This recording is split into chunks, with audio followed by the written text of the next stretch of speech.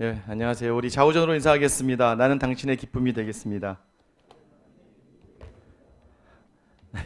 기쁨이 되겠다고 하시면서 왜 안 웃으세요?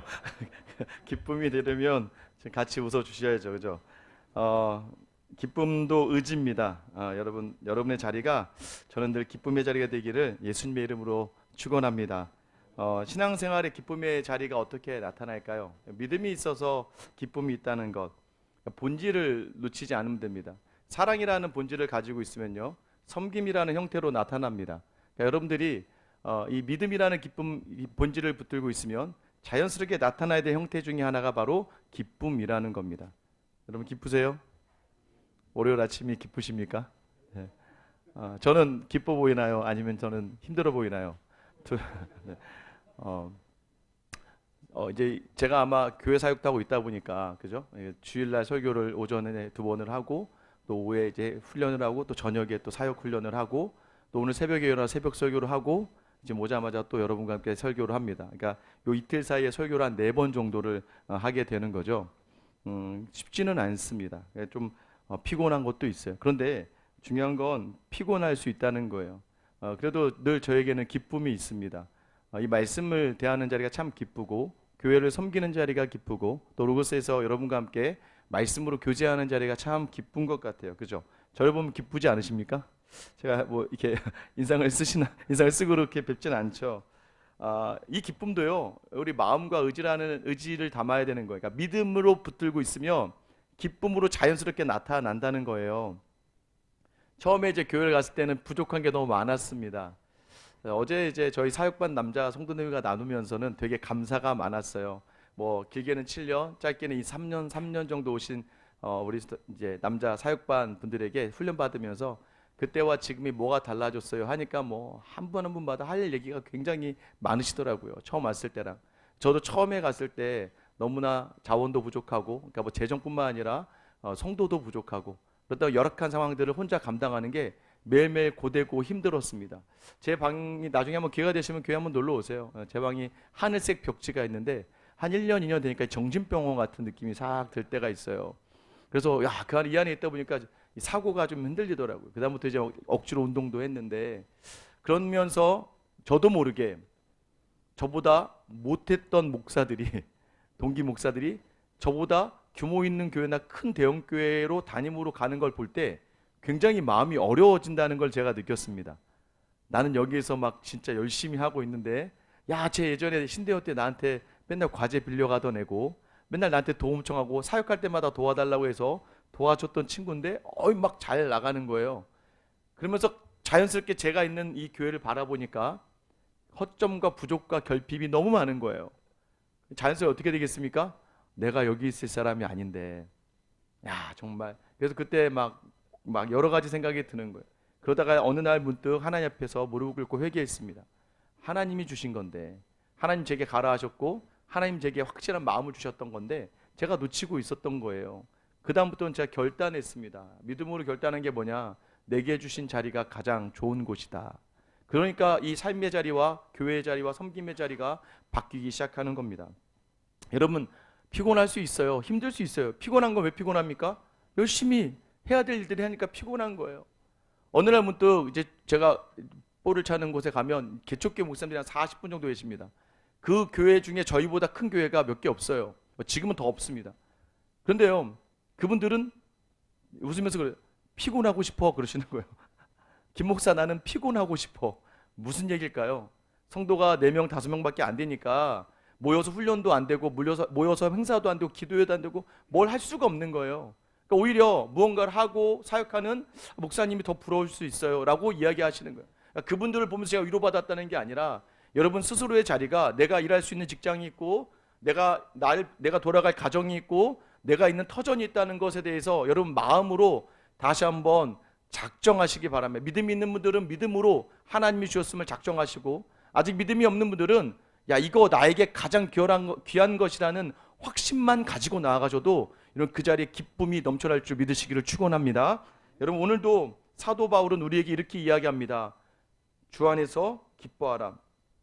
여러분, 다시 한번 얘기하는 거예요. 믿음으로 기뻐하라. 1절 보시면 끝으로라고 이야기합니다. 빌립보서 아직 4장이거든요. 근데 3장 시작하면서 끝으로라는 건 이 당시에 전환입니다. 토로이폰이라고, 자 이제 내가 다시 얘기할게, 이제 다른 걸 얘기하겠다는 거예요. 그러면서 끝으로, 그럼에도 불구하고 나 형제들아 주 안에서 기뻐하라. 빌립보서에 기뻐하라, 이 기쁨이란 단어가 16번에서 16번 정도 사용됩니다. 그만큼 빌립보서는 기쁨이 주제예요. 여기서 뭐라고 얘기해요? 너희에게 같은 말 쓰는 거. 여러분 잔소리처럼 계속해서 너희에게 주 안에서 기뻐하라, 기뻐하라. 왜 기뻐하라고 하냐면 내게는 수고로움이 없고 너희에게도 안전하니라. 여러분 믿음의 사람에게 기쁨이 없다? 여러분 그건 불안전한 겁니다. 그리고 완전히 그때는 위험한 거예요. 여러분들이 믿음이 있으면서 가정을 생활할 때 두려움이 있다? 여러분 불안전한 겁니다. 믿음 있는 사람에게는 가정의 부족함과 연약도 기쁨이 돼야 돼요. 내 뜻대로 안 되는 자리도 기쁨으로 받아야 됩니다. 특별히 교회에서도 마찬가지고, 저는 그 자리가 여기 로고스까지 여러분의 기쁨의 자리가 되길 간절히 소망합니다. 더욱이 한편 뭐예요? 기뻐하래요. 그게 안전하대요. 이게 뭐예요? 아스팔레스라고 넘어지지 않는다. 그래야 너희가 넘어지지 않는다는 거예요. 기쁨을 놓치지 않아야 넘어지지 않는데 그게 안전하다는 거예요. 제가 중고등부 수련회를 가거나 청년부 수련회 가면 이렇게 항상 얘기합니다. 은혜 많이 받아야 돼. 애들 뒤집어 놓고 와. 이렇게 얘기 안 해요. 딱 한마디 합니다. 안전이야, 안전. 다치면 안 돼. 예전에 한번 제가 함께하던 사역자 전사님이요, 수련회 갔다가 아이가 죽었습니다. 난리가 났어요. 특별히 그 아이는 또 교회 안 다니는 부모 아이예요.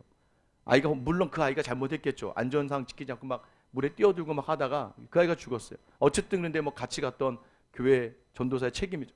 교회가 난리가 났어요. 그러니까 뭐 그 전날 뭐 성령의 역사네 어쩌네 하면서 막 연락도 문자도 왔거든요. 근데 갑자기 그 다음날 갑자기 연락도 안 오고 갑자기 막 기도해 주세요 하면서 그 문자가 온 순간 갑자기 철렁한 거예요. 그러니까 은혜고 뭐가 없는 거예요. 여러분 뭐니 해도 안전입니다. 믿음의 안전의 자리가 뭐라고 이야기해요? 기쁨의 자리라고 이야기합니다. 여러분 혹시 지금 일하시는데 기쁨이 없으세요? 여러분 안전하지 않은 거예요. 그래서 기쁨의 자리를 회복해야 됩니다. 그런데 오늘 사도 바울은 뭐라고 이야기하냐면 엔퀴리오, 주 안에서.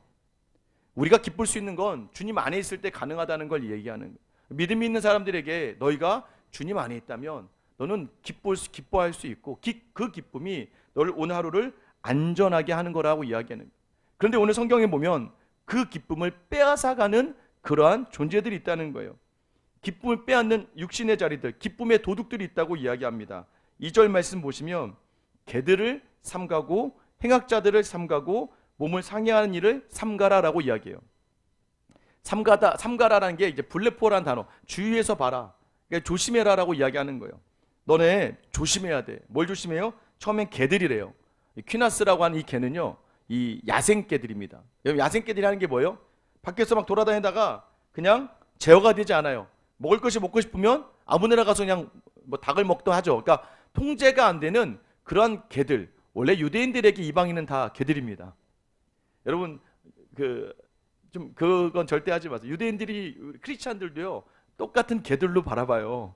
여러분 그 유대교회 사람들은요 자신들 외에는 전부 다 이 멸망당해야 될 존재입니다. 그래서 이 저변에 뭐가 있냐면 유대주의의 핵심에 뭐가 있냐면 우리만 섭니다라고는 강력한 자신의 이기주의가 있어요. 그래서 다른 사람들은 다 개예요, 개. 저희 아는 목사님이 이전에 한번 유학을 갔다가 이 유대인에게 초대를 받아서 랍비의 집에 초대를 받아서 식사를 하고 나왔대요. 근데 뭘 놓고 온 게 있어서 다시 돌아갔더니 그 집주인이 이 목사님이 쓰셨던 이 식기류한 걸 다 버리더라는 거예요. 왜? 이방인이 만지면 부정하거든요. 그러니까 그걸 다 그냥 버려버리는 걸 보고선 깜짝 놀랐다고 그러더라고요. 여러분 아셔야 됩니다. 이방인들이 그렇게 바라봤는데 이제는 믿음의 자리에서 보니까 오히려 이 모든 것들 마치 개들처럼 하는 그게 무엇일까요? 말씀을 왜곡하거나 말씀을 훼손하는 사람들, 자기의 이익을 쫓아서 나아가는 사람들. 여러분 이단과 이단의 아닌 차이점을 딱 구별하는 건 마지막 하나 뭐냐면 교회의 모든 행사나 교회의 모든 말씀의 자리나 훈련의 자리나 예배의 모든 자리 끝에 누가 남는지를 확인하셔야 됩니다. 모든 행사 끝나는데 목사님 한 분이 막 영광을 받아요? 그 이단일 수 있습니다. 이단일이 아니지만 이단일 가능성이, 이단성이 있는 거죠. 여러분 모든 끝에서는 교회는 예수만 남아야 됩니다. 그래야 그것이 온전한 거예요. 예수 그리스도만 드러나지고 십자가만 이야기가 돼야 되고 영광과 은혜만 이야기해야 된다는 거예요. 그런데 뭐예요? 자신의 것으로 그 교묘하게 불법으로 자기의 것으로 가져가는 이 걔들과 같은 존재가 있다는 거죠. 근데 우리도 그렇다는 거예요, 여러분. 뭐 남을 얘기하는 게 아니라 여러분 기쁨을 앗아가는 가장 큰 게 뭐예요?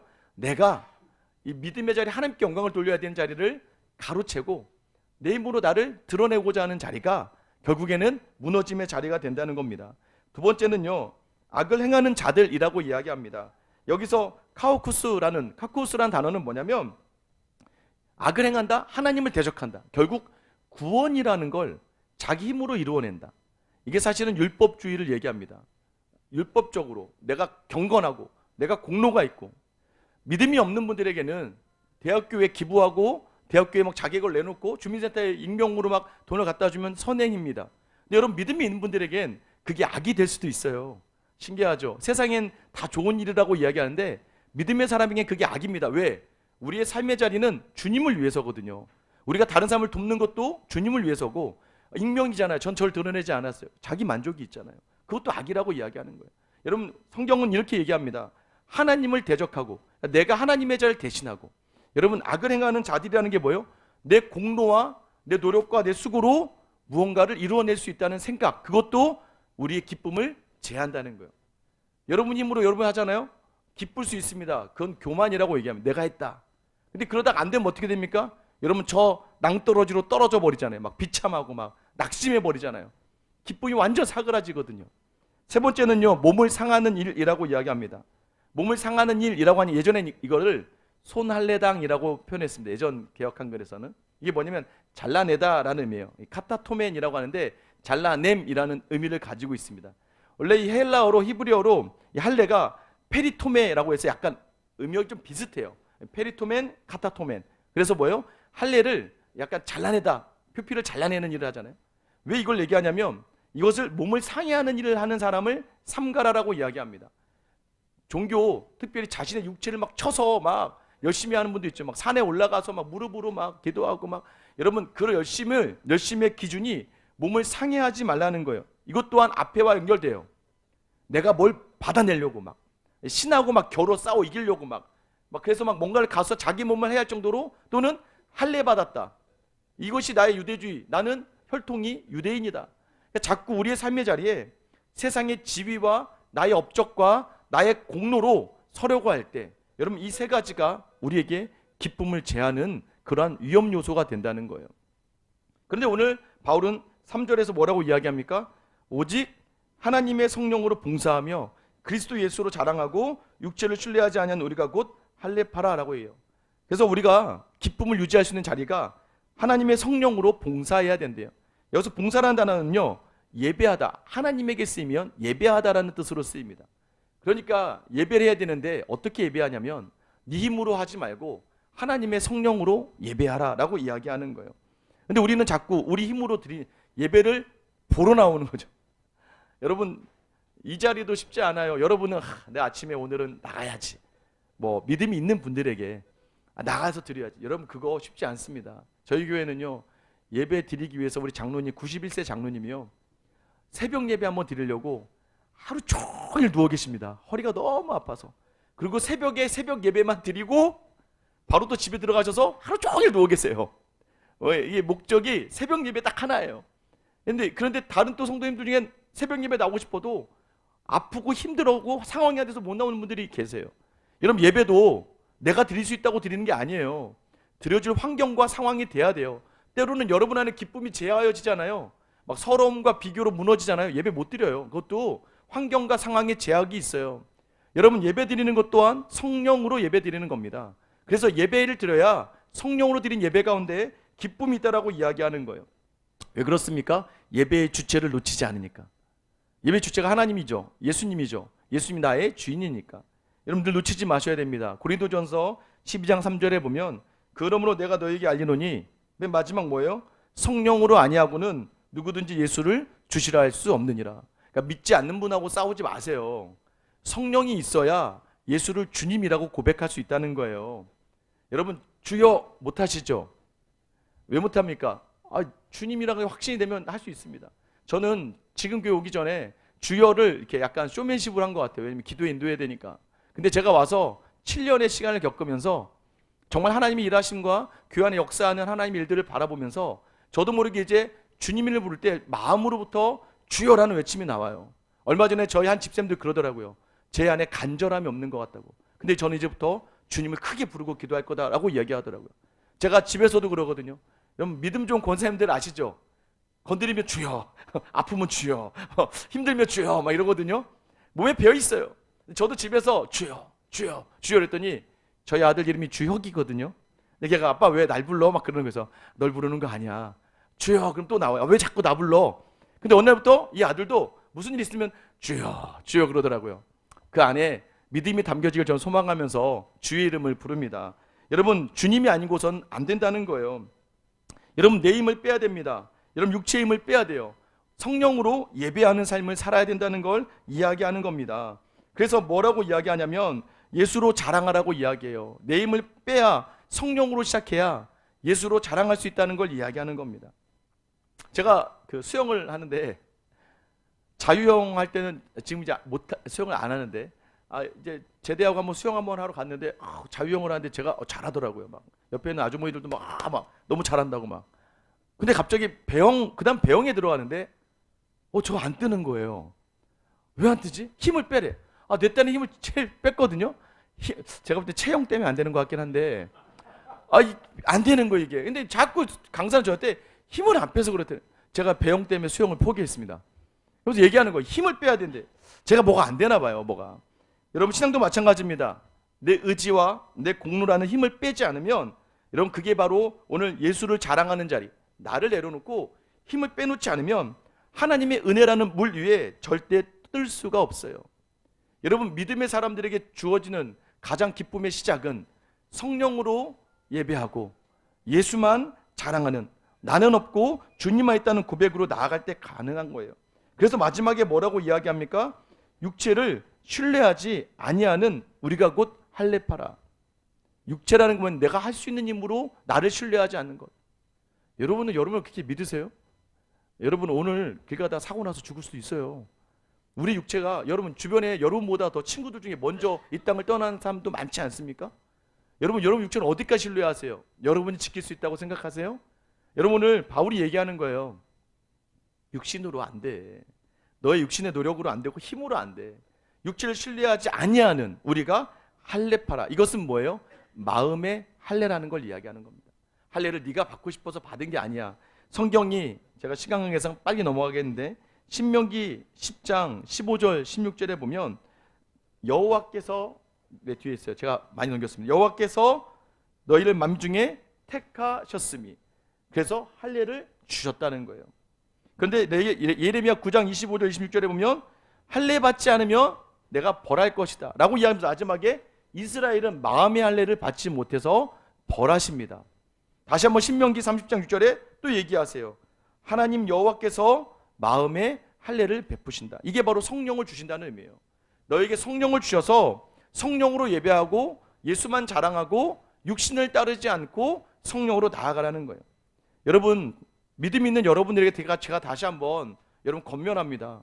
여러분 힘으로 했던 모든 자리들 개들을 삼가라. 여러분 개들을 삼가야 됩니까? 왜 행악한 자리에 서지 말아야 됩니까? 몸을 상해하는 일, 자꾸 내 육신을 믿지 말라는 거예요. 여러분 그러다가 무너질 수 있다는 걸 얘기하는 겁니다. 제가 이렇게 여러분에게 나누는 이 말씀도 마찬가지예요.